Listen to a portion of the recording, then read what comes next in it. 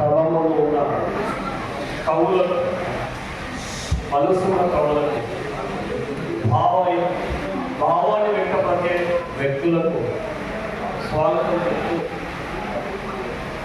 గురవ్ జన్సన్ గారి ప్రధానంగా కర్నూలు సెంటర్లో మనం నిర్వహించుకుంటున్నాం.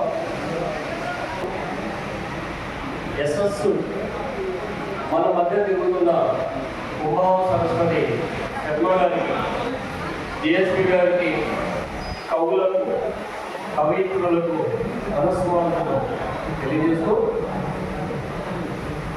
అంటరానితనము అని ఆయన యొక్క కళాన్ని నిప్పుల కలములో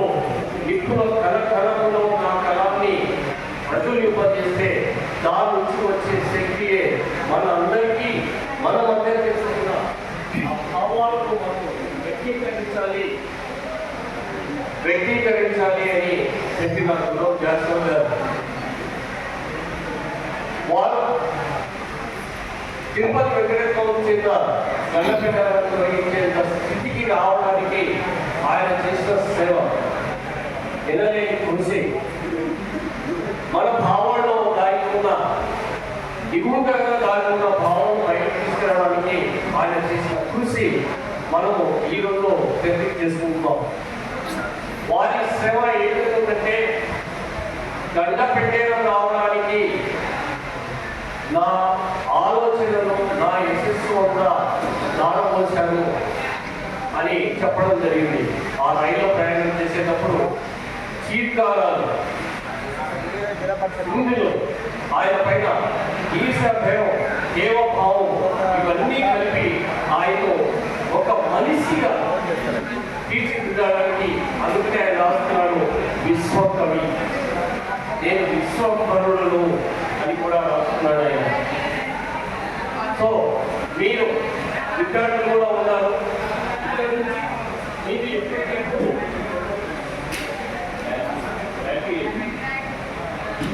పెద్దలు శర్మ గారు చెప్పారు కదా, ఉమావ సరస్వతి నడిచే గంగాలని కూడా వారు చెప్పే ప్రతి విషయాన్ని నేను చిన్నప్పుడు సార్ మేము ఫాలో అవుతున్నాం సార్.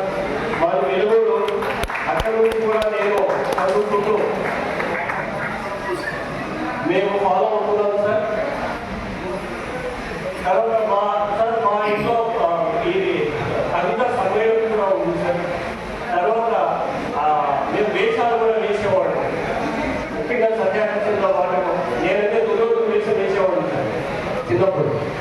సో ఇవన్నిటి కూడా నేను కూడా డాక్టర్ నాగస్వామి నాయకుడిని, నేను కూడా నాయకుడిని, నేను ఒక దళితుని అనుకుంటే ఇక్కడ దళితులు కాదండి, దళితుల నుంచి వచ్చిన జ్ఞానాన్ని ఎప్పుడైతే మనం పంచుకోవడం 10 మందికి తెలియజేస్తున్నామో అదే నిజమైన సందర్భము. ఆ సందర్భంలో నేను తీసుకుంటానని గాంధీజీ పుంచుకున్నాను గురవ్ జన్సన్ గారు.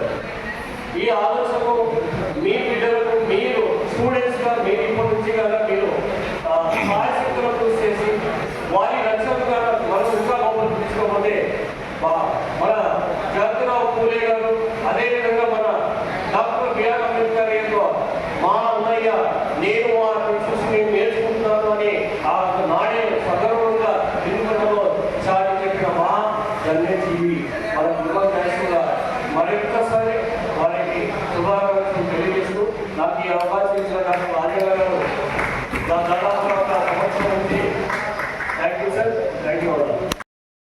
తనను తాను వ్యక్తిత్వంలో ఉన్నతి గుర్తించుకున్నాడు విద్య ద్వారా, చదువు ద్వారా. ఆయన పేరు జాషువా అంటే హెబ్రీ భాషలో దానికి అర్థం విమోచకుడు, దేవుడే నా రక్షకుడు అని అర్థం. విమోచకుడు వాంగ్మయంలో నుంచి అప్పటి వరకు ఒక విధానం ఉంది. భావాల్లో విహరించడం, చంద్రవర్ణనలు, చంద్రశాల వర్ణనలు. ఈ ఒక దశలో 15, 16, 17 శతాబ్దాల్లో శృంగార కావ్యాల విశృంఖలాలు ఇవన్నీ జరుగుతున్నప్పుడు వీటన్నింటినీ ముగింపు పెట్టి వాంగ్మయాన్ని విమోచించినాడు. ఎక్కడికంటే ప్రజల కష్టంలో నుంచి కవిత పుట్టాలి అన్నాడు. అదే కవిత గభీరమై ప్రతిధ్వనిస్తూ ఉంది. ఎందుకు గభీరం అంటే, గభీరం ఎట్లా ప్రయాణిస్తుంది అంటే ఎక్కువ ద్వారా అని మనకందరూ తెలుసు. ఇక్కడ నుంచి తన శరీరం బయటకు వెళ్తే తిరిగి అది ఇక్కడికి వస్తే ఎంత దూరం ప్రయాణించాలని తెలుసు. గభీరం కవిత్వం తిరిగి తన దాకా వచ్చి తన జాతిని సైతం ఉద్ధరింపజేసేటువంటి ఒక కథ వస్తువుని అనుకున్నాడు. చాలా ఉత్కృష్టమైన భావాలు ఉన్నాయి. అన్ని విధాలుగా ఉంటే తలకిందులుగా వేలాడుతుంది కాబట్టి కాశీ విశ్వనాథుడికి తలకిందులుగా వేలాడితే చెవి దగ్గర అవుతుంది చెప్పడానికి, కాబట్టి నీకు చదువుతున్నా అంటాడు. భావంలో ఇక జాషువా అంటే నాకు అనువనువు కనకనంలో జాషువా కనపడతాడు, నాకు అనిపిస్తాడు. కాబట్టి ఇది ఒకటి చెప్తే బాగుంటుంది అని చెప్పుకోవడానికి అవకాశం లేదు. ఒక విషయం ఒక పద్యం మాత్రం చెబుతాను. ఫిరదౌసి కావ్యంలో ఒక కవికి కలిగిన ఆపదలో ఆయన రాజు నుంచి పారిపోయి రాత్రంతా ప్రయాణం చేసి ఇక పగలవుతున్నప్పుడు సూర్యోదయాన్ని గమనిస్తూ ఉంటాడు. ఎట్లా ఉంది ఆ సూర్యోదయం అంటే, కుంకుమ పంగమున్నవి తూర్పు కొండ నెత్తములు పంకజ బాంధవుడరుల పాదములన్నీ గిడించే వింటం ఏనాంకుడు చిన్నబోయే చలమాచల సాముత కంబులెక్కి మై జింకయుతాను గడ్డి గరచం పెను చీకటులార్చే కాకులై. సూర్యోదయం జరుగుతుంది అని ఎవరైనా హాయిగా చెప్పొచ్చు, అద్భుతంగా చెప్పొచ్చు, భయంకరంగా కూడా చెప్పొచ్చు. రక్తాన్ని మూసుకున్న ఒక ఘోరం పైకి వస్తుంది అని కొంత రాశారు. ఇంత జుగుప్సగా కూడా చెప్పొచ్చు. కానీ ఇందులో ఉన్న అందము ధ్వని ఏంటి అంటే, సూర్యుడు పేదవారికి ప్రతీక.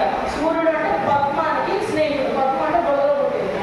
మట్టిలో పుట్టిన వారికి స్నేహితుడైన వాడు ఉదయిస్తే మింటనేనాకుడు చంద్రుడు చిన్నబోతున్నాడంట.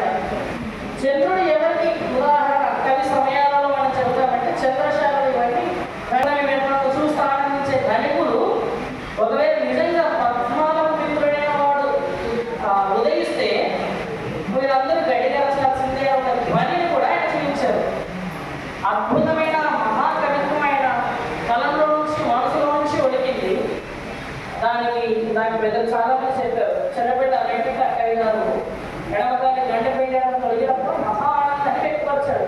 చిన్నపిల్ల సప్తవీషుడు వీరశత అవధాని ఆంధ్రుల శుభ రక్తనాళముల రూపమునెత్తిన బ్రాహ్మణుడు నా పలుకుల రాని వాలముల బంగారు గగ్గెరతో నలకృతులు సరిపే నీకేమి కావాలి ప్రశస్తి కవిత్వ కళామధుడి.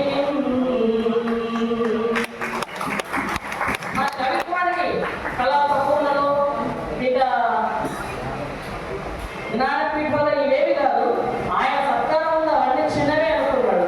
జ్ఞానపీఠం కంటే గొప్పది ఏంటి అంటే, ఒక కవి అయిన వాడు ఎప్పుడు సంతోషిస్తాడు అంటే తన కవిత్వం ప్రజల్లో ఉన్నప్పుడు.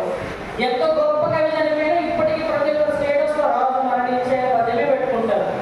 ప్రజల నాలుగున్న కవిత్వాన్ని సృష్టించిన ఆయన గురించి ఒక పద్యం చెప్పి ముగిస్తారు. నా స్పందన పద్యం. జాషువా